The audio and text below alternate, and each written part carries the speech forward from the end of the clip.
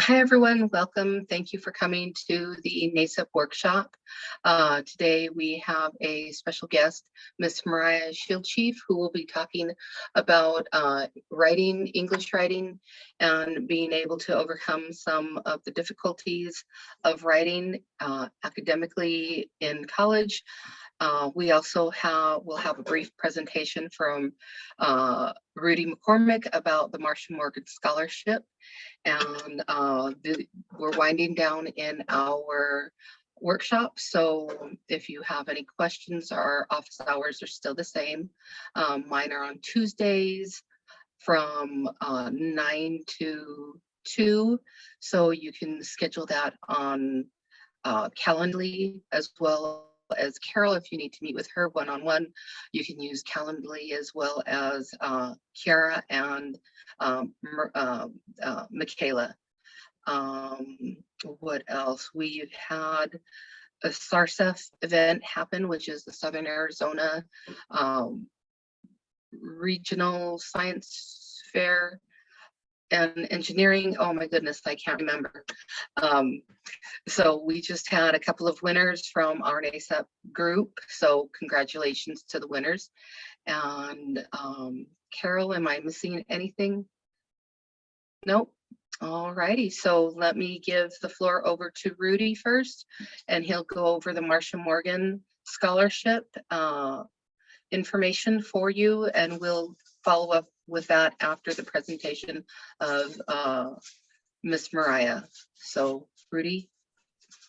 Great, thanks, Natalia. Appreciate the opportunity to kind of put in a small commercial here. We're just wanting to let students know that there is a great scholarship that is supported by the Morgan family for students who have participated in our program. And that scholarship is called the Marcia Morgan Scholarship. And so there are there's an opportunity to be awarded either a renewable scholarship. If you are selected to receive that renewable scholarship, it could mean that you could receive up to $2,000 for 4 consecutive years of study here at the U of A. As a former NASEP participant, this is a scholarship that's open and available to you. It is a competitive process. So people, and all that is to say is that people are applying, but you'll never know if you could get the scholarship unless you apply.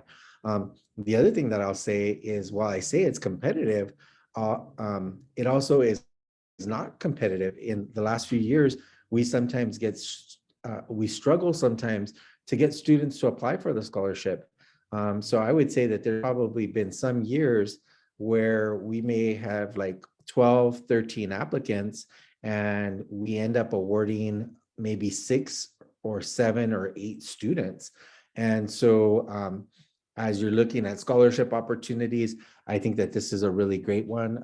We've always, we're always impressed with our NASEP participants. I mean, it's not a guarantee, but definitely a strong encouragement to you to think about and consider applying for this scholarship.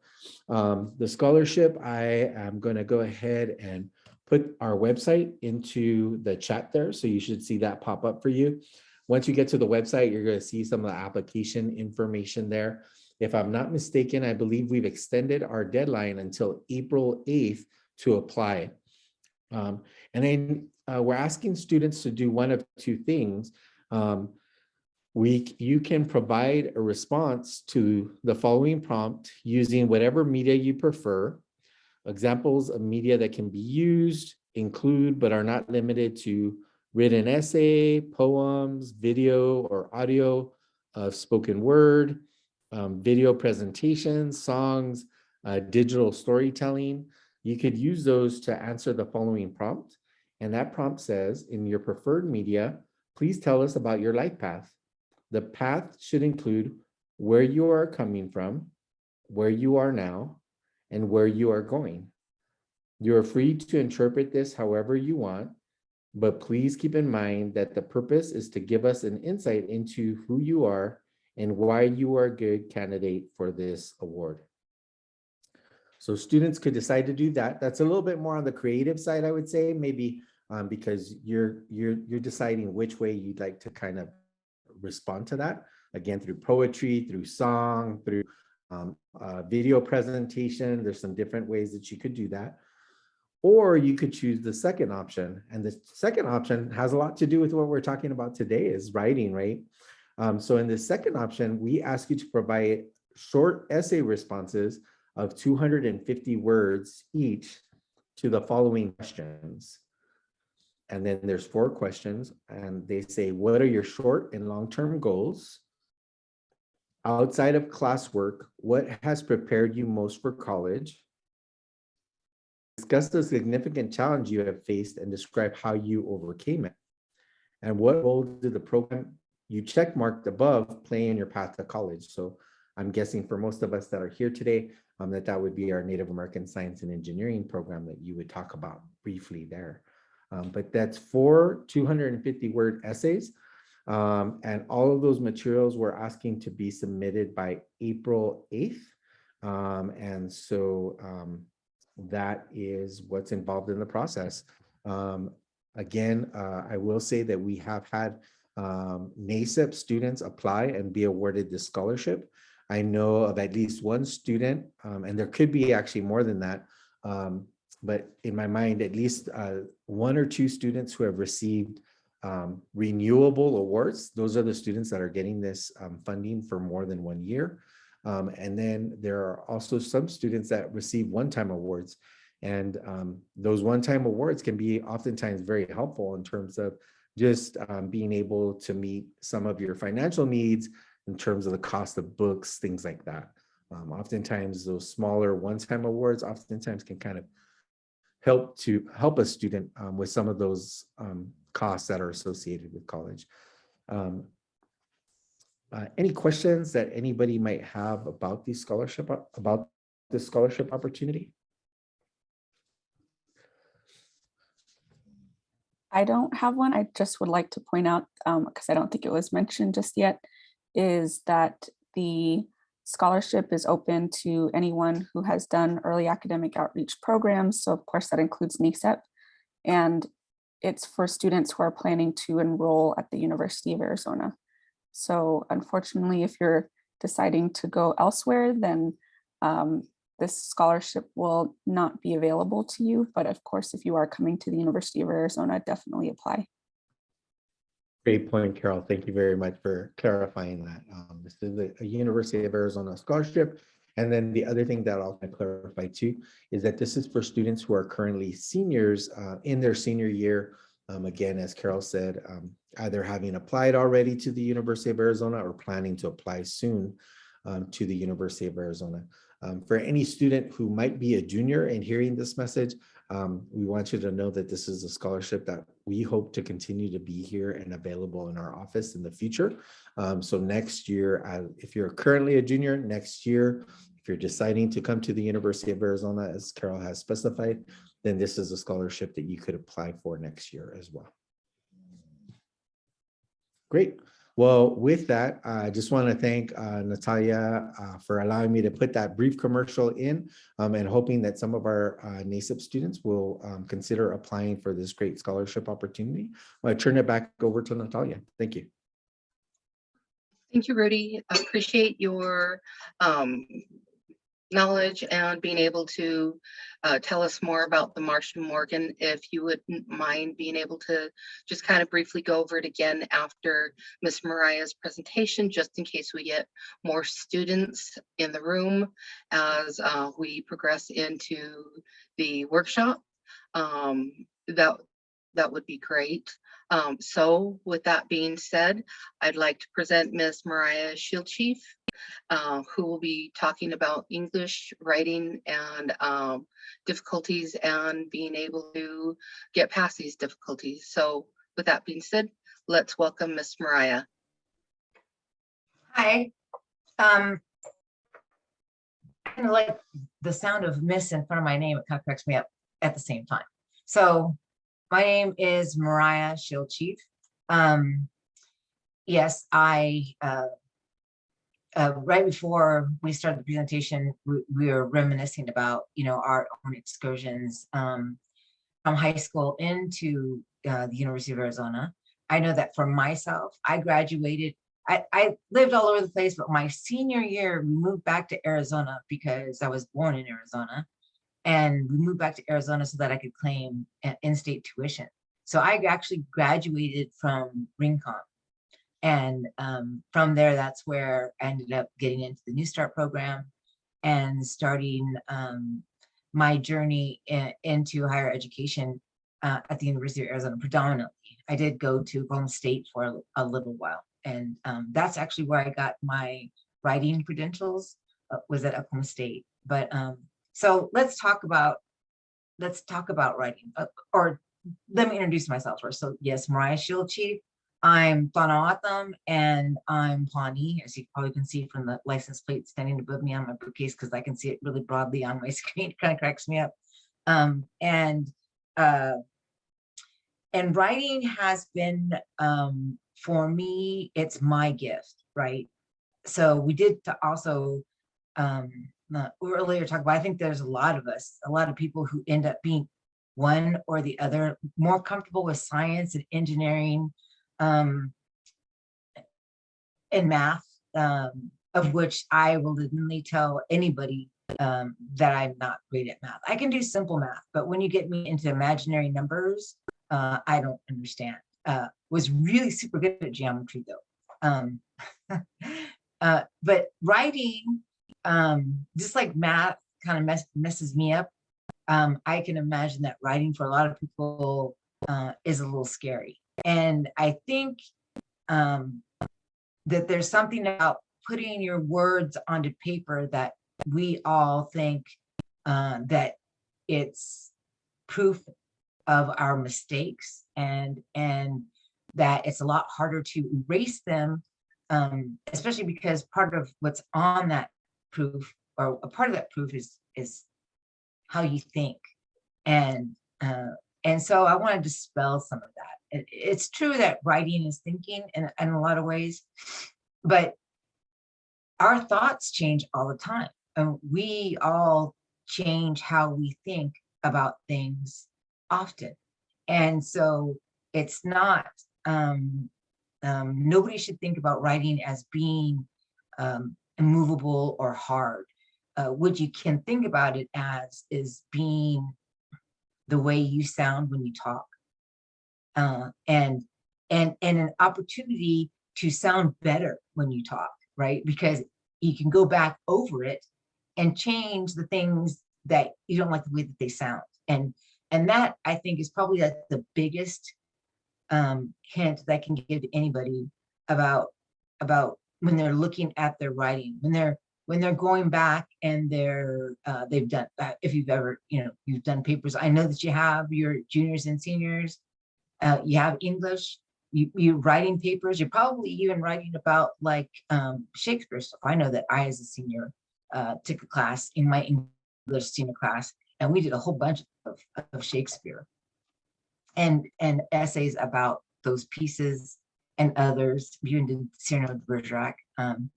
And so, you already are familiar with that, maybe not totally comfortable in it, because, you're learning. And that's really the cool thing about writing, is it is a learning instrument.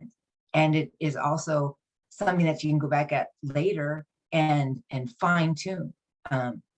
We were talking about, Rudy was talking about with the scholarship that's coming up. I am a creative writer. I do all the academic stuff too, of course. But I've been well published for poetry and short stories. And I don't think I have a piece out there that when I see it, I don't automatically start wanting to revise it.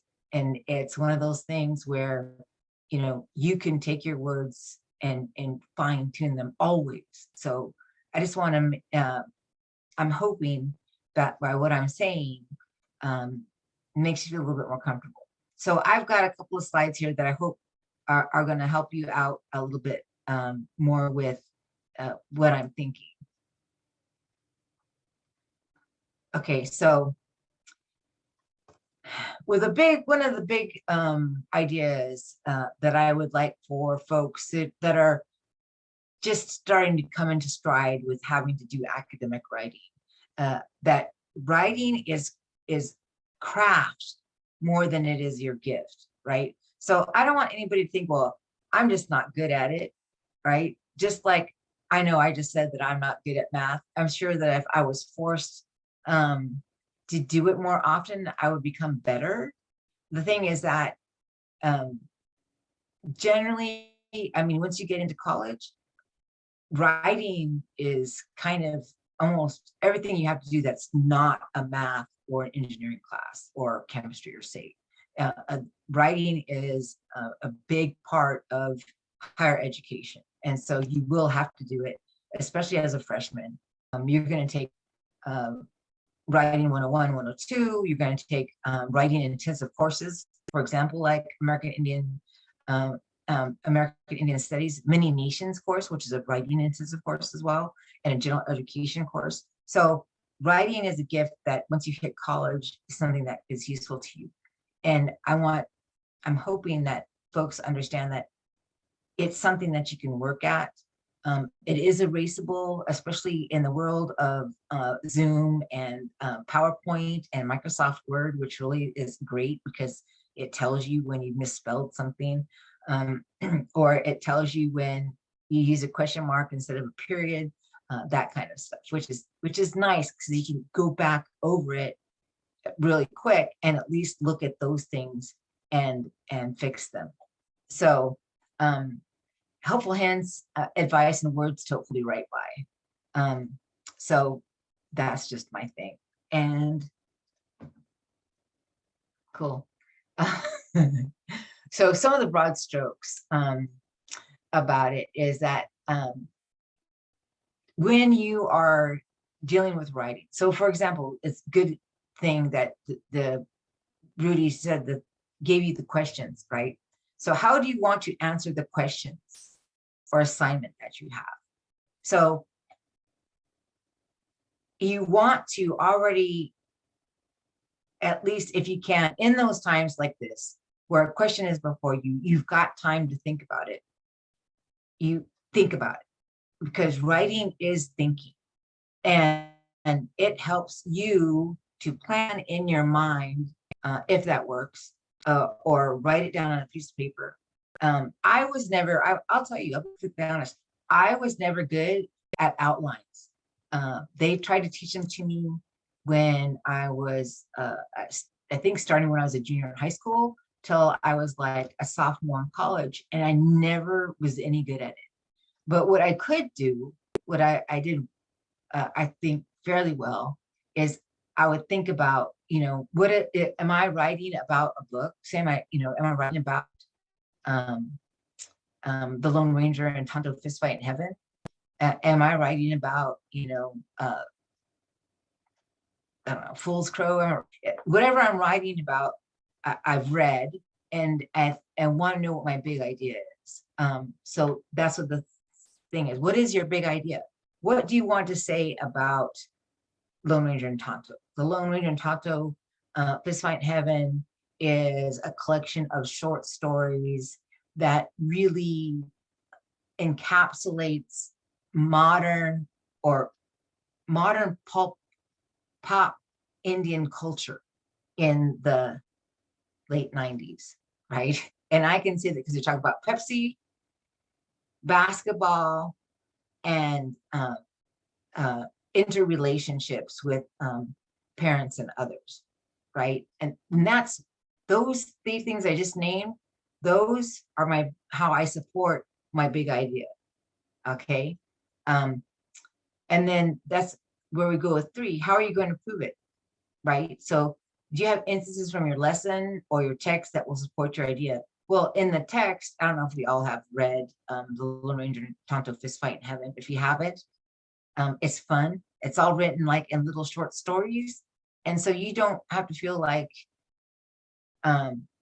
you're going anywhere. You can read one little short story and you've completed a a story. You don't have to go back to the book ever again, or you can go back to the book whenever you want. You don't have to read the stories in order, nothing like that. But in that book, you will see instances in which they're talking about nothing Pepsi, talking about Resball, and they're talking about the relationship between parents, and this, and particularly a father character.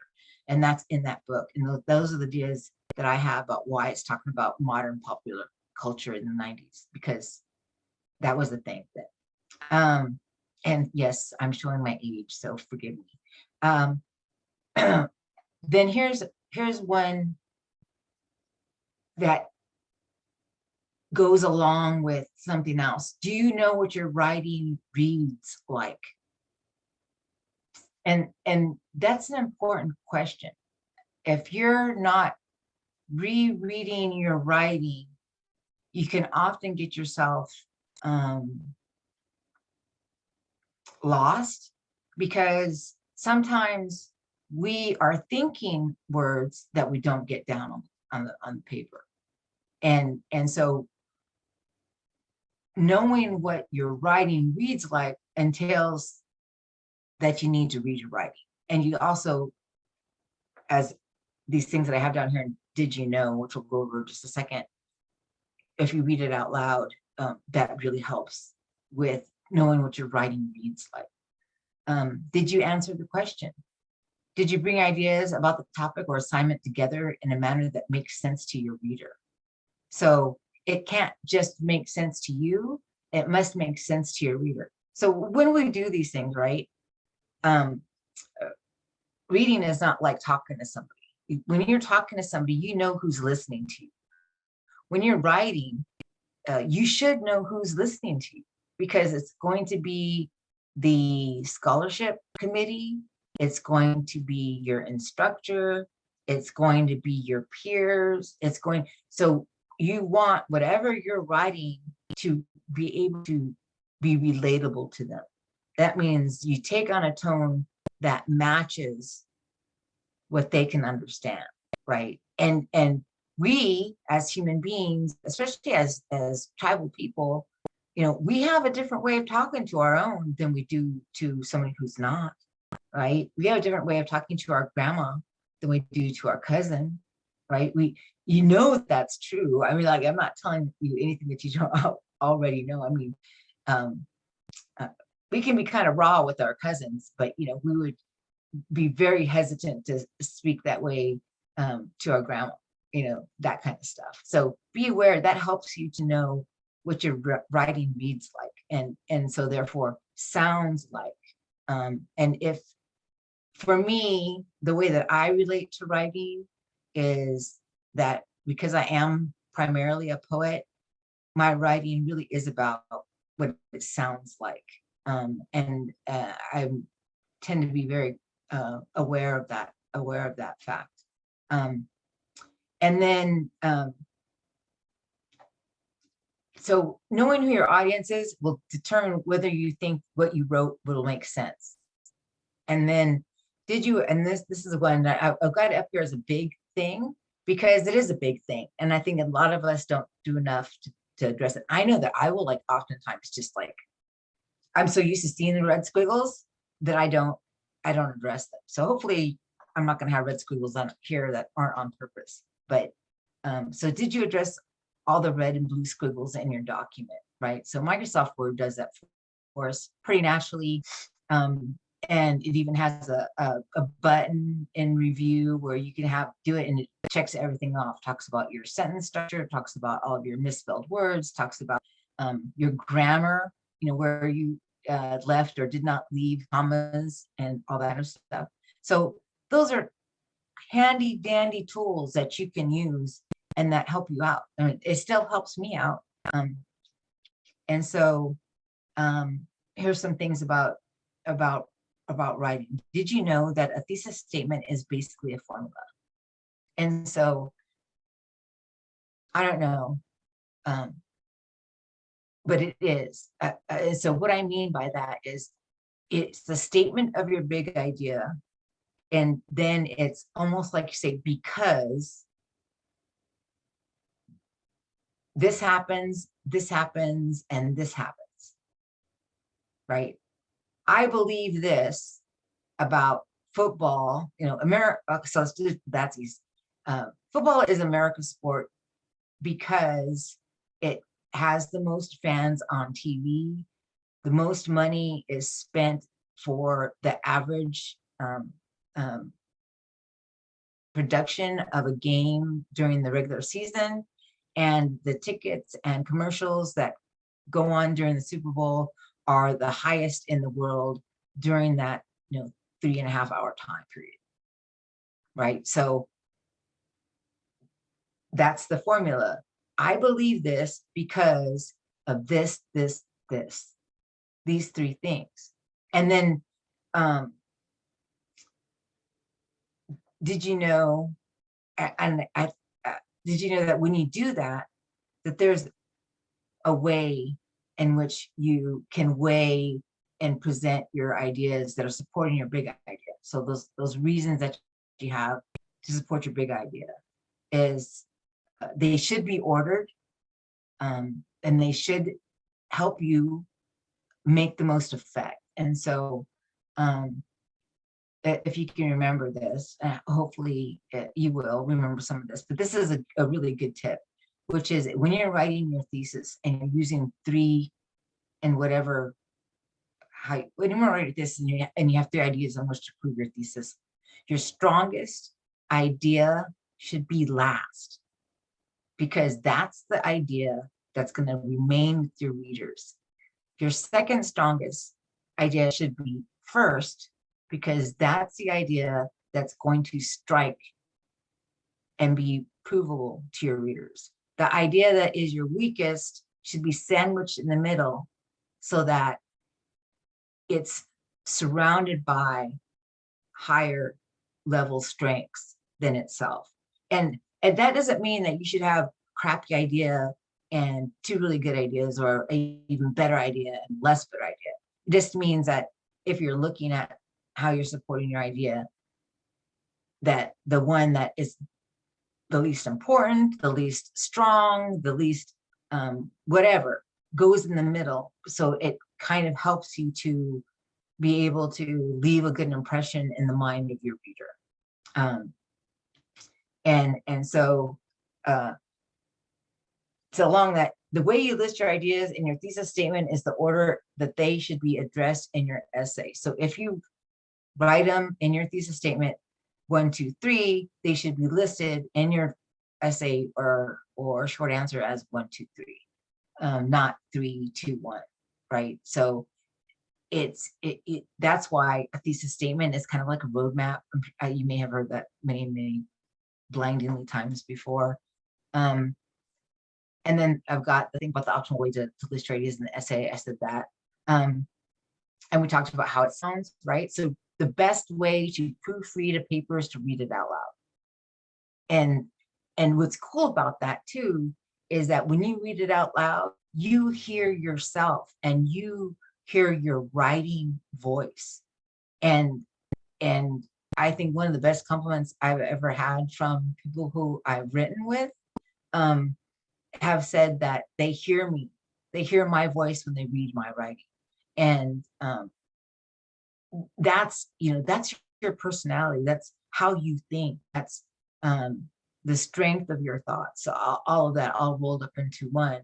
And that doesn't mean that if you go back and you change stuff around, that somehow you're not being true to that, or that if you're not great all the time, that somehow again you're falling short of anything. It's not like that at all, because we always, if you think about it, when we talk, we correct ourselves all the time when in the midst of a conversation. We'll stop and be like, no, that's not what I meant. But this is what I meant. And the inflection in our voice can do all that kind of stuff that you can't do with ink and paper. So instead, we're left with rewriting things so that it better conveys what we're trying to get across. And then here's one that's probably very surprising. You can change or adjust the assignment when you craft your thesis statement. And that's kind of what I really enjoy about writing, especially as an academic, is that the way that I position the question or my answer is a way to still answer the question, but make it so that it's much more friendly to me. So, for example, when I had an instructor who was teaching American Indian literature for her class, and I took her because I knew who it was, and the title of the class was actually American literature. And when we got in there into the classroom, a bunch of us, she said, well, I'm teaching American Indian literature because American Indian literature is American literature. Right? So she changed. If that doesn't make sense, please somebody raise your hand and tell me that that doesn't make sense to you, that small tweak doesn't seem to be being communicated very well. Yes, no? Anybody? It makes sense. Okay. All right. So if you can let me ask this. Do you do that? Have you done that in some of your assignments when it comes to English or any other, like history, maybe? Has anybody done that?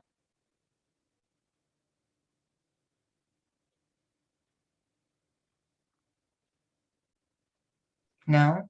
Sorry, when you say done that, do you mean like tweak it slightly or interpret it in a different way than might be mentioned? Right.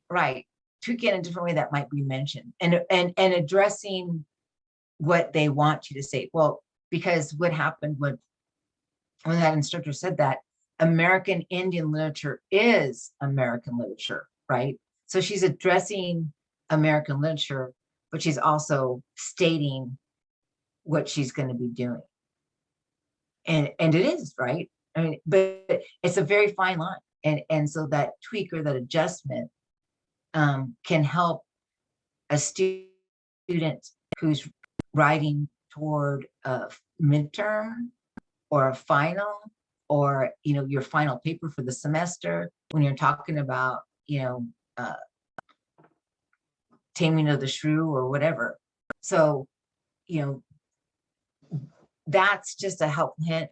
I'm hoping that folks do that, because often when you do, you are tweaking it toward what you better understand and have knowledge about.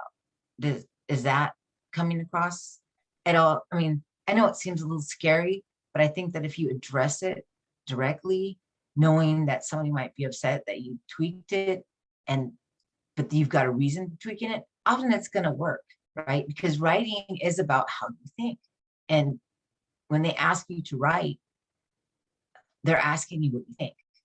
Sometimes they'll want to tell you how you think, unfortunately, but a lot of times writing has a little bit more freedom to it in that aspect. I think I agree with you. Go ahead. Mariah, I think I agree with you. And I think it all depends too on how much I'm tweaking what they're asking for, I guess. Sometimes if if they've given us kind of a thesis to write, and I feel like I'm pushing it to its limits, a lot of times I'll try to kind of go in and talk to the instructor about why I'm thinking about pushing those limits and get feedback and see if they could see my perspective, because it's all about communicating, right? And so to me, that was always very helpful to go in and talk to my teachers about what my perspective was, what I was trying to say in my paper, even if it was slightly different maybe than what they had asked. And then I would know, like, my teacher is open to me pushing the boundary a little bit, or I'd hear back from the teacher that they were not as open to that. And then I'd have to reel myself in. And sometimes I think in those cases, you end up feeling like, oh, well, that's a shame. I didn't really get to share my idea. But if they want me to address their specific point, I could also do that too, Oh yeah. And I'll just look at this. The one thing that I do really want to encourage everyone, because as in someone who's taught writing in community college, Fremont Community College, and also taught it at TOCC and Pawnee Nation College, half the battle is about executing the format being asked of you. So what they tell you about what your margins should be, they tell you about the font to use and the size font they want you to use, the line spacing, and you really, I've noticed that in my office now, when I go into a blank document, they have decided, the Microsoft Word gods, that that it should be 1.08 line spacing. And so when you double that, it's 2.16, and it really makes your line spacing look fat and like you're cheating. And that's why instructors will get weird about stuff like that, because they're asking you for a certain page limit, you've got extra space between your lines, or your margins are too thick and your font is too big, and they're thinking, well, you're not getting as many words on the page to fulfill this assignment that I'm asking. And that's why paying attention to that stuff is really important, as well as your I've got biography, and so excuse me because I meant bibliography. Oh darn it, I can't do it. I clicked and there it went. Let's see. There we go. Yay. So I meant bibliography. So excuse me. So your works cited page, essentially. So if you're MLA, it's going to be works cited. APA Chicago, whatever they want you to use that format. And there's a thing called Purdue OWL that has them all, and they're always up to date. It doesn't cost you anything to go there, and you can ask a question in the search bar, and it'll take you or tell you what page exactly to go. Well, they're not even really pages. It's more like 4.10, and then you look on their little context thing and content list, and you can go and find it. So that's a great resource, is Purdue OWL, PURDUEOWL. Great place to go if you've got questions about format. But you know what, anymore, if you put questions about affect versus effect, semicolon versus colon into your search bar on Google, you're going to find the answer. So you can do it either way, and you can ask it as a specific MLA or Chicago or APA question, and it'll come up for you and send you somewhere. But Purdue OWL is where I generally go when I'm trying to be a little bit more succinct about what I'm doing. Okay.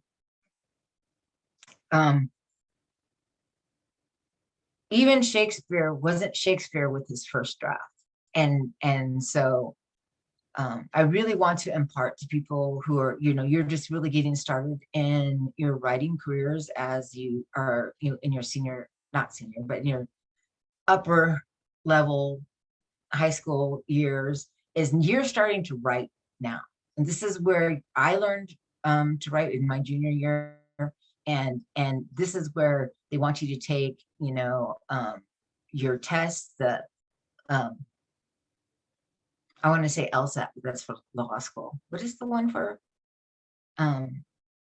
college? ACTs or SATs? Yeah, SATs and the ACT. I took the SAT. When I was going to school, the one most colleges wanted for sure was the SAT. And that's really very much heavily based in writing and vocabulary. And so,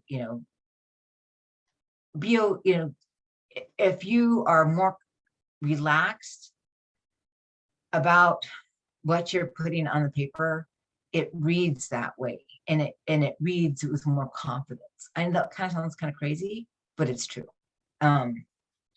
So writing isn't rocket science. Trying to distress, you just make yourself nervous, and that's why I'm saying try to relax about it. People who are comfortable writing delete almost as much as they don't. And so it's okay. You can also push your original text down a couple lines and then redo it above it so that you still have the words or ideas if you need them. I do that all the time. My papers can look like hot messes until I'm ready to, make sure that I've pulled out any extra ideas that I thought I might need. And that way you don't lose them, because that can be stressful too. The idea that, oh my God, if I take this and delete this idea that relates to what I'm saying, but doesn't quite fit it can be very stressful. Do not use a word from the thesaurus that you do not really understand, and pick one right? So you want to find another word for door, or whatever, and you see one that sounds cool, but you don't really know what it is, but it must be related to door. It may not actually, might relate to a door, but maybe you mean like a physical door, and the door that this word or entryway that this is talking about is like to outer space. They don't jive. And as an instructor, as any instructor can tell you, we know when you do that, right? We know when you just pick some random word out of the thesaurus part of your Microsoft Word program, right? It's just, it doesn't sound right. It doesn't work, so make sure you know the word that you're going to use. There are online sources and there are online sources. Wikipedia is not one of them. And it's handy, right? Just like I said, you can go to the Google bar or whatever your search engine bar, and put in a question, and it'll give you find an answer, right? That's handy dandy for finding an answer out to something. But if you're looking to support an idea, it needs to come from the readings and texts and also the lectures that you're having to use to fulfill the assignment. Or if it's coming from an online source, it should be one that's not encyclopedia oriented, because encyclopedias are short and with the answers that they give you. So you want something that might come from, say, like government docs, or it could come from another university. I've gotten several things off of Cornell, because they do a lot of law stuff. So I use law cases for some things that I'm doing in the decisions, and I use their papers about, say, American Indian identity, and and or membership, American membership, enrollment and stuff like that. And somebody will have a paper about Santa Clara Martinez v. Santa Clara Pueblo, and how that case rolled out, what that meant for American Indian identity. And that paper states an idea in it that I want to use for my paper. You see what I mean? That's probably getting too complicated, and I don't want it. And I already told you about the whole instructors stuff. And then Rudy brought it up, and I want to end here, which is talking to your instructor is the best thing that you could possibly do, because doing that is going to keep you from doing something that they're absolutely hate. Doing that helps them know who you are. If they know who you are, they're much more likely to give you help. They're much more likely not to fail you.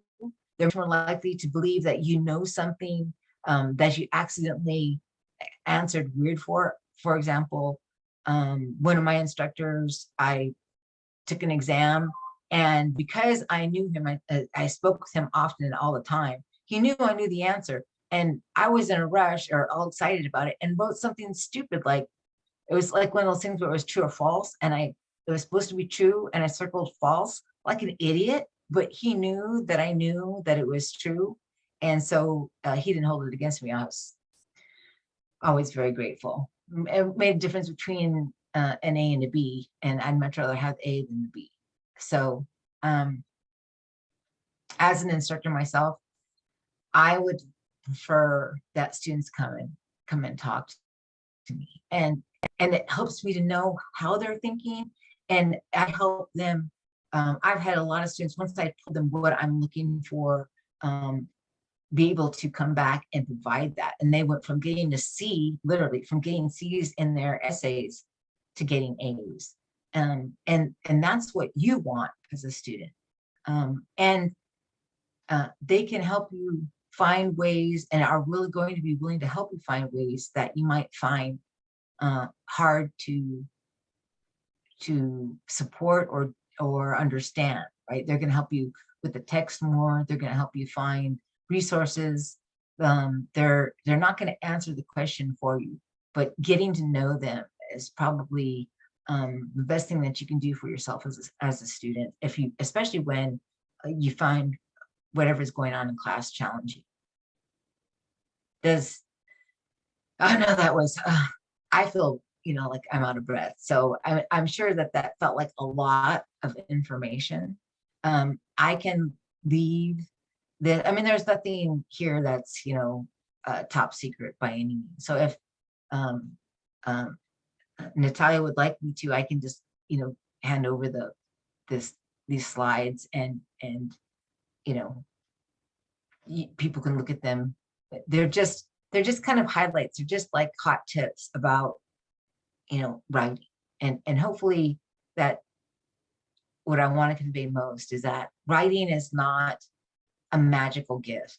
Writing is mostly work and revision and the willingness to marshal or to put your thoughts in some kind of order, to have that big idea and then have ways to support your idea.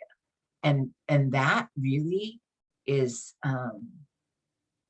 gigantic, right? I can't tell you how many papers and essays I've read over the years where just that, the big idea with the way to support it is often the biggest hurdle to the paper, because otherwise I'm just kind of guessing. That doesn't work for them, and it doesn't work for me. It didn't work for me as an instructor very well, because then I'm not happy. And if I'm not happy, I'm not going to be very generous with all the other stuff that's going on. That's your main focus. Are there any questions? Anybody about anything? I hope I haven't put everybody off on writing. It sounds like it was a lot. So I have a question for you. What about writing blocks? So when you're writing and you come into some blocks, what are some strategies that students can use to kind of get out of that block that they're having? Would that be also talking to your instructor about the block, or what are some tips? Okay, so writing blocks, essentially, I have experience, and with both myself personally and with students, are really about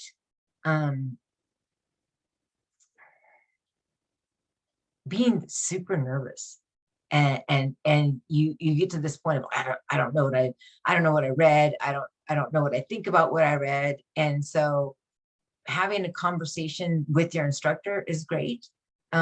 But also just having a conversation with others, your classmates, if you're more comfortable with it, and talking about, well, what would I like this, or asking them, what did you like about this story? What did you like about, whatever happens to be? I'm trying to think of something in pop culture that I've seen lately, but I haven't seen anything. I saw The Black Widow. That's probably the last movie I've seen. So what did you think about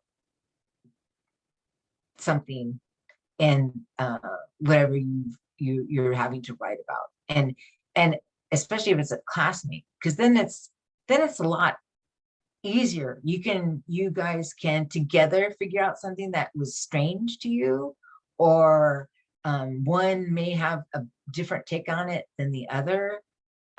Writing blocks come about because you're staring at an empty page and you're worrying about every word you put down.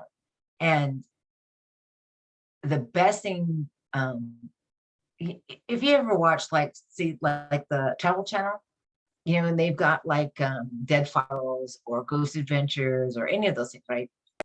There's this one psychic girl, she does automatic writing, but she just starts writing anything, right? And so if you feel comfortable with that, you can do some version of that, which is try not to stop. You're writing, you begin your thoughts, and then you cannot think of the one specific word that you want, and you stop on it and you mull it over and you think about it some more and you drive yourself nuts trying to remember what that word was that you wanted to use that you can't remember. And that just totally stops your entire mental thought process. And so I would recommend that what you do is you put down the approximate, right? Because you do have an approximate in your mind, but you're like, no, that's not it. Put the approximate down, you can highlight it, and then go on with the rest of that sentence, because you can come back to it. You can always come back to it. You don't want to halt what you're thinking. And you don't want to sit there and stare at an empty page, because the more you stare or sit and stare at an empty page, the more the empty page seems to be staring at you. And those are really hard things, but I would say predominantly, you know, I know one of my strategies that I've come to use as a student and as an instructor, to be perfectly honest, is I text or call my friends. You know, I have a friend of mine, she's teaching English. She's a full professor at SUNY in Brooklyn, Brooklyn. And I will like text her and be like, hey, you remember when we were talking about Toni Morrison in this, you know, book, whatever chapter, and we were talking about this thing happening, right? And say like Beloved, it's a pretty graphic book. We remember when we saw that. What did we think? You know, so she lives in New York, she lives in Brooklyn, and I will still reach out to her and be like, do you remember this thing? And we thought this, or I know this is what I thought about it. What did you see? You know, so offering that up to your other students in your class, right? Or even students you know that may not be in your actual class, but you know had to take it or are taking it at the same time that you are, or if you talk to your instructor or your TA, all of those ways are good ways in which to move your thinking forward. And it's blocking, right? Writing block is about your thinking isn't moving forward. You're getting it too stuck about one thing that you can't remember, and it becomes all about that. And instead of what you do think, it just comes about what you aren't thinking about. Does that make sense? Was that helpful? Yes, thank you. I would say that was helpful. Thank you. Oh, great. Any other questions? Yeah, I do have one question. Okay. So you said that Wikipedia is not like a source that you can use, but the other sources, like the references, if you scroll down to the bottom, would those still be good to use on like any paper, especially like research papers? Okay, so the thing about Wikipedia is that people are writing those segments, and that's why Wikipedia is kind of iffy. Because have you ever bothered to go and look up your own tribe in Wikipedia? Yeah. And when you go, right, if there's some stuff that's all right, but then there's some stuff you're going like, what? Where did you get that, right? And then you see that they list their sources.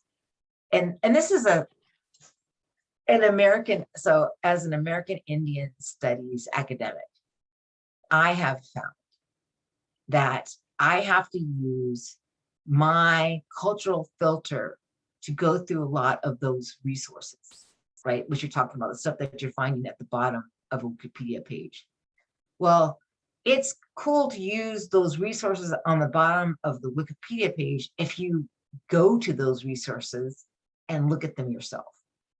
Because what if they're listed and they're bunk, right? Because we know that at least 50% of the stuff that's written about any tribe is not exactly accurate.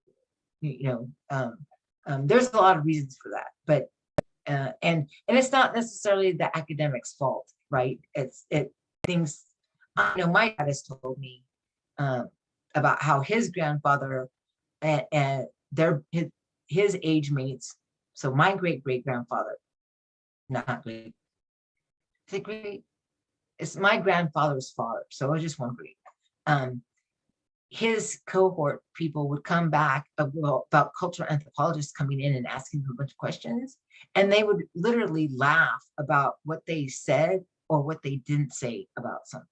So you can pretty much be guaranteed that things are withheld or not completely true. So you have to weigh all those things, and the only way, whether you're doing American Indian Studies or doing anything else, say it's paper on engineering, you have to go to that source and see for yourself what they're saying, because you don't know how that person on Wikipedia interpreted what that other person was saying. So it's kind of like telephone, right? Telephone, it's an old really game. Somebody at one side says something, and then they go through a bunch of people, and by the time you get to the end, it doesn't sound like what you said to begin with, because it changes just a little bit. And that's what you have to be worried about by going to those resources. What I will say about that also too, though, is that it can provide you really cool lists of resources to go and look at. Like, if you don't know, or like you're not as well versed in what could be out there for you to find, you can look at those sources and use them as a way to find out more. And then, but you can't use them directly, right? So you can't cite that resource that you got out of the information on Wikipedia page unless you go to that resource and find out what they said for themselves, academically speaking. Sorry that I went through Tuesday to get to Sunday, so forgive me. Does that make sense to you? Yeah, it does. Thank you. Okay, great.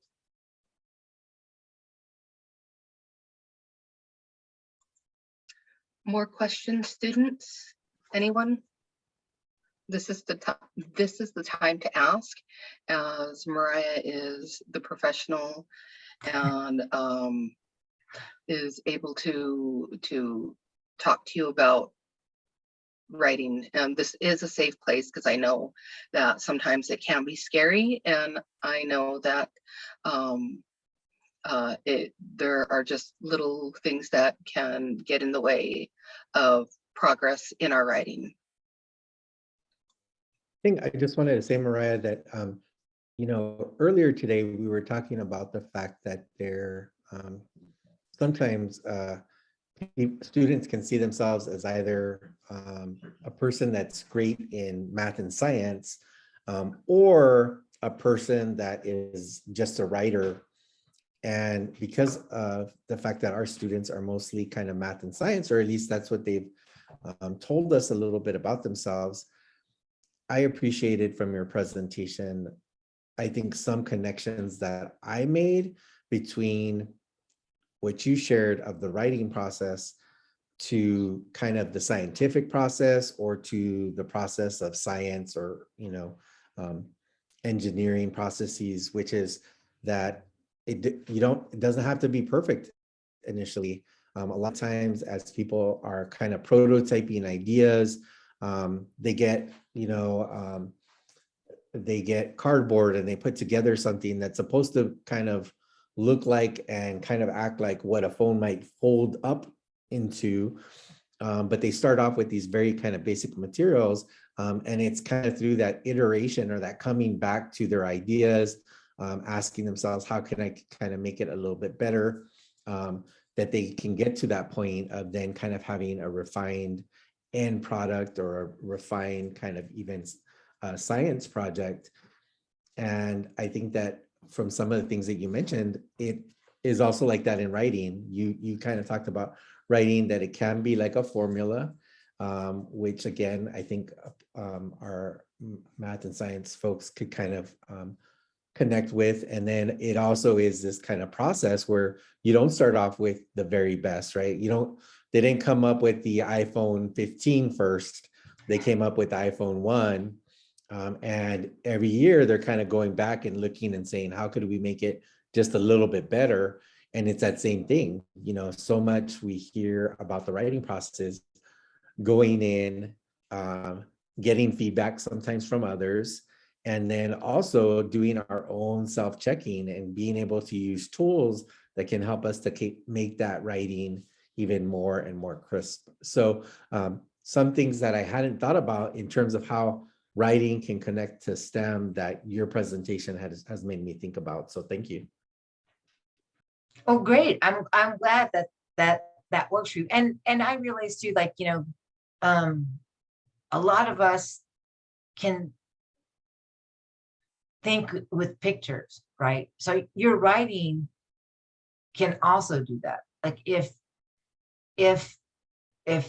to start, you use a picture to represent an idea, and then the ways to support that idea is a way that you can do that. And sometimes, a lot of times, any kind of creative writing that leaks into your academic writing isn't a bad thing, because it expresses your voice, that sound of you on the page, and a lot of times more elegantly states what you're thinking. And I love that about the creative process.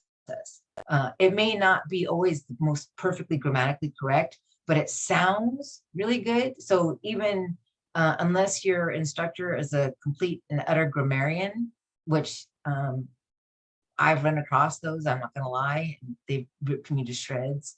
But what was always interesting about that is that, like, I one time I had this English instructor, and this is as a graduate student. We all had to meet with him after we'd written our surveys of scholarship, and he brought this student in and told her, it was horrible. I was like, oh my God, I can't believe you said that. But he told her that she had wasted 2 hours of his life that he'll never get back because her paper was boring. And I was like, but she was like super grammarian. She was really good at technical writing. And that's why I'm sharing the part about using your creative mind, right? That 3D mind to put your ideas on the paper. And that could be another way that if you've got writing block, if you doodle, I doodle all the time. Like especially when I'm in a lecture, people always think that I'm not paying attention, but I am paying attention. I'm just doodling. And it kind of, that action of moving my pen or pencil on the paper as I'm creating like these squiggly lines and filling them in and all that kind of stuff. I'm also thinking and listening to my instructor, and it's all that action of doing something physical, then kind of imprints in my mind what he's saying, right? So we can do that, or you can do that. STEM students can do that by thinking in those terms of, what can I see physically that's going to help me know this story better? What can I write that's going to help me remember this instance? So all those are really, really great, I think, ways of equating and messing with the two, and just not letting writing be something to be shocking or scary, because writing is just as easily erased as much as it is put down. And it's really malleable. And for me, that's why I like it. That's my favorite thing about it, is that I can change it. Just because I wrote it down doesn't mean it has to stay that way. And I hope that y'all remember that, you know, it's going to change over time. You're going to find, just like in science, right? We find out new facts all the time about something, and then it changes. And you know, that's just how it is. You know, this is what we thought up until this time, in which it was proved differently, and now this is what we think. And that's the cool thing also too about science. All those, you know, all that stuff that you kind of think that you can't change is actually really, in fact, changeable, because it's all based upon the limits of our knowledge, and knowledge is always growing. So anyway, I'll stop talking again. Thank you guys. I really appreciate you. I hope that this was helpful. I know that college can be scary, but you know, if you decide to go to college, I have to say that for myself, as a student who was a C, literally, I had a 2.57 graduating from high school, and went to college. And I'm not going to say that as an undergraduate I kicked butt, but oh my God, did I have fun. It was amazing. I loved my undergraduate years. I mean, I took classes in Japanese culture.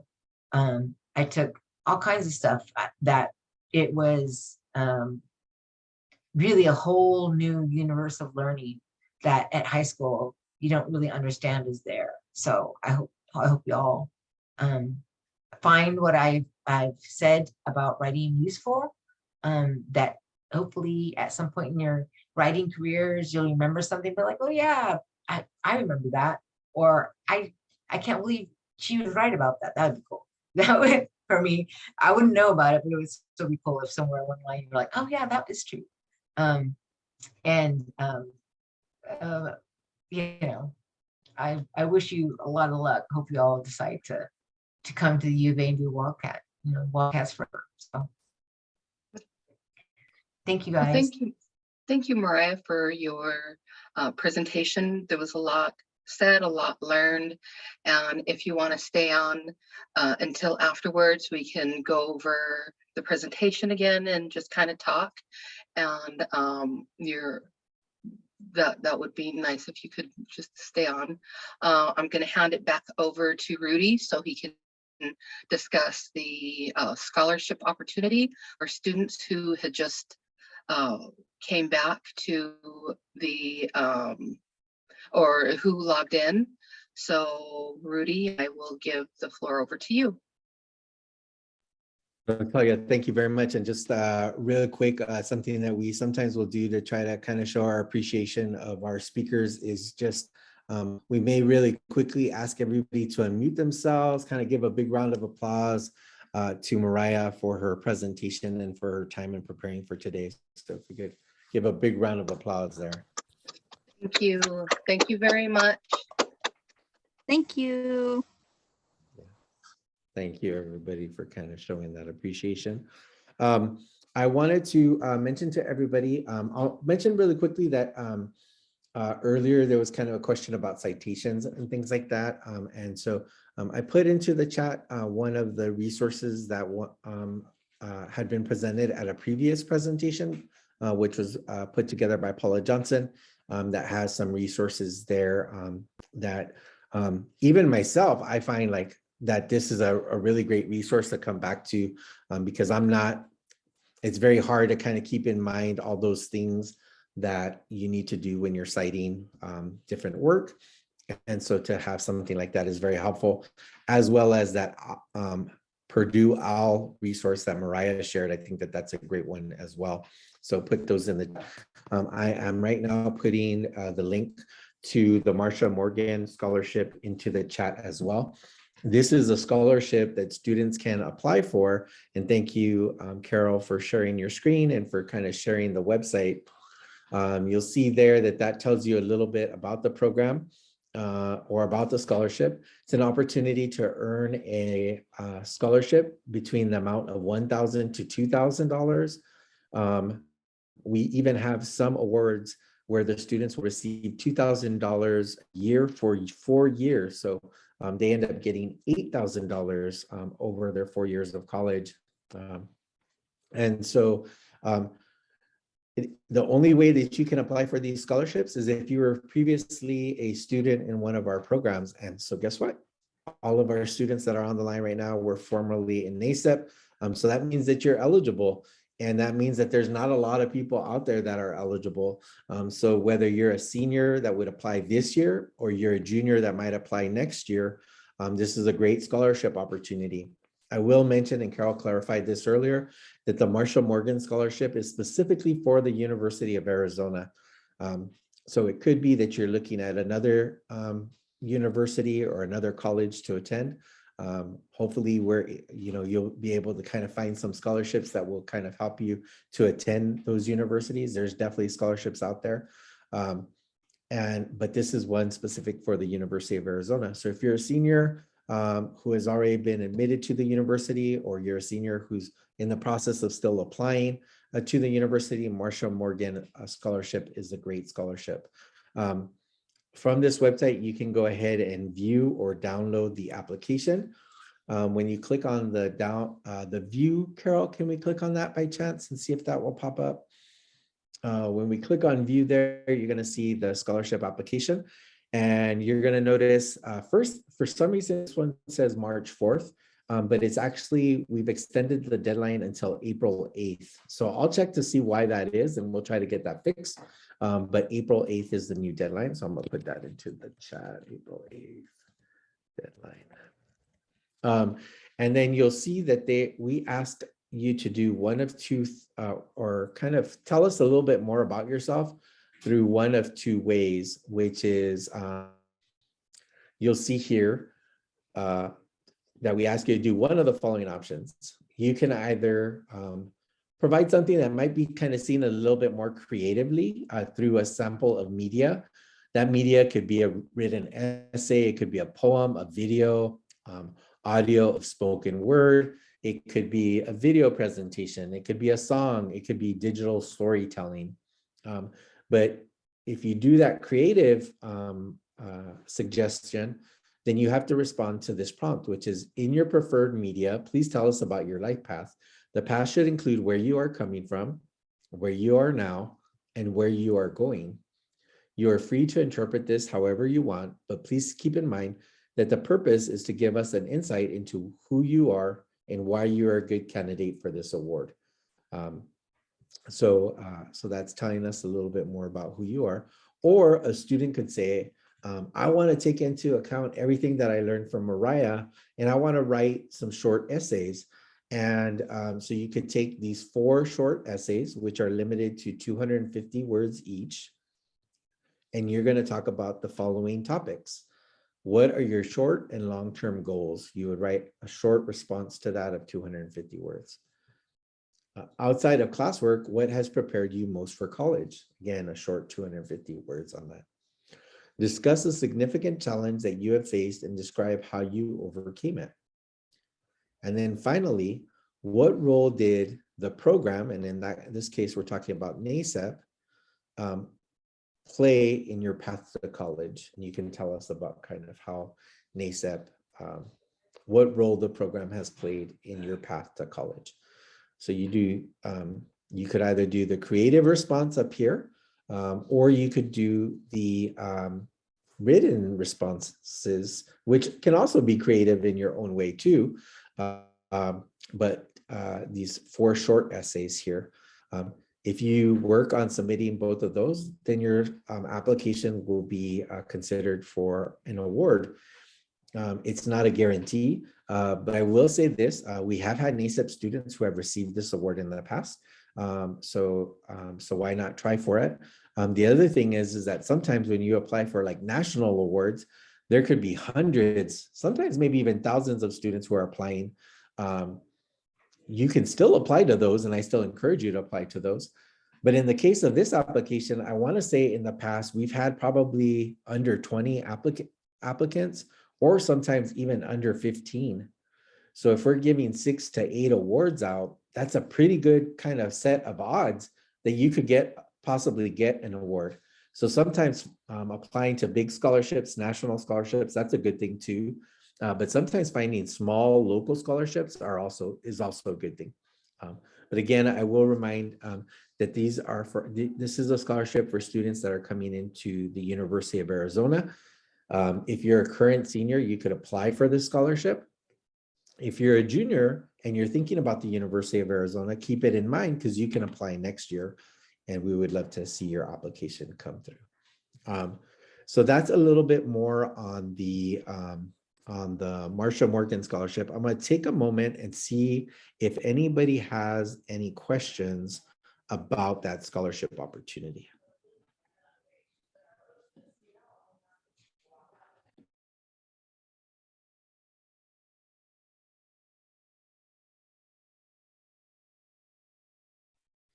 Great. Well, I'm not hearing any questions, but feel free to reach out to the NASEP staff if there are questions that kind of come up. I also am going to put this information into the chat right here, which is today, if I'm not mistaken, our colleagues from our admissions office started to advertise an opportunity for March 19th, which is typically kind of referred to as an Arizona experience event.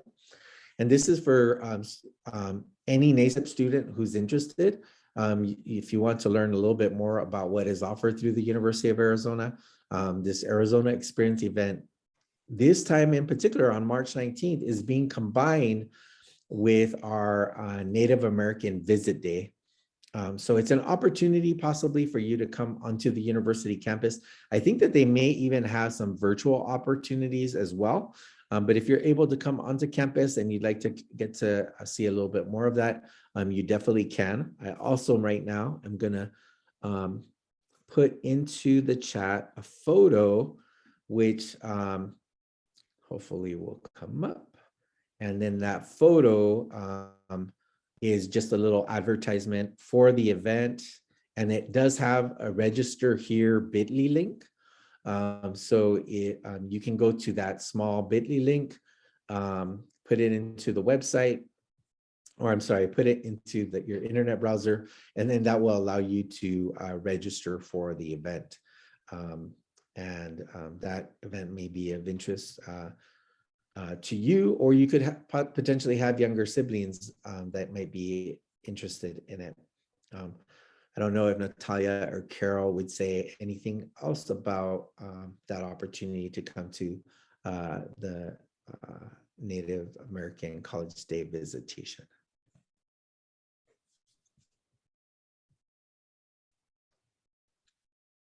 It's a great opportunity to get to know other students, other Native students, as well as the Miss Native American U of A pageant will be that night too. So you'll be able to go and experience the college day and be able to experience the pageant of Miss Native American U of A. And it's pretty exciting, if I'm not mistaken, because if I'm not mistaken, I think 2 of the 3 candidates are former NASEP participants, if I'm not mistaken. Mm-hmm. Hopefully I'm not leaving anybody out there, but pretty exciting to have some former NASEP participants that are kind of taking on that challenge and looking at that role as a role where they can have impact within the university and impact on their larger communities too across the state of Arizona and maybe even beyond. You're right, Rudy. There are 2. Cool.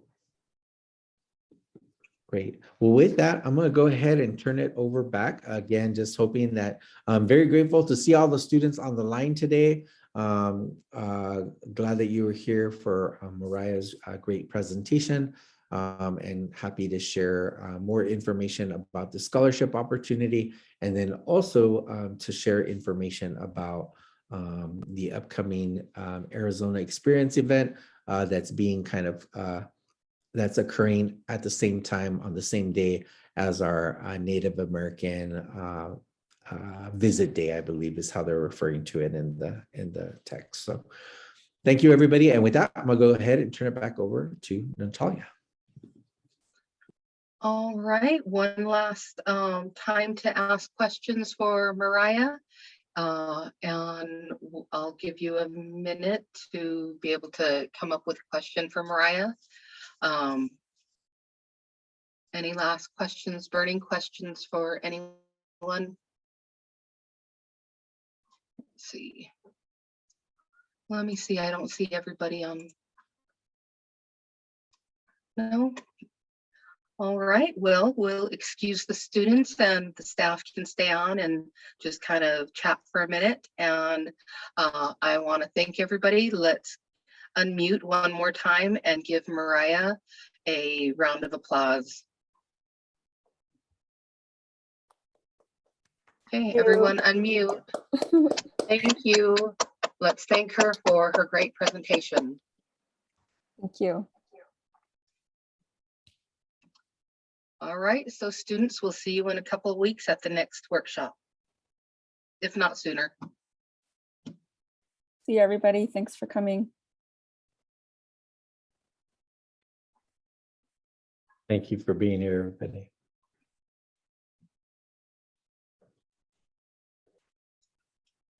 All right, do you I want to had to stop be, recording? yes, we should stop recording.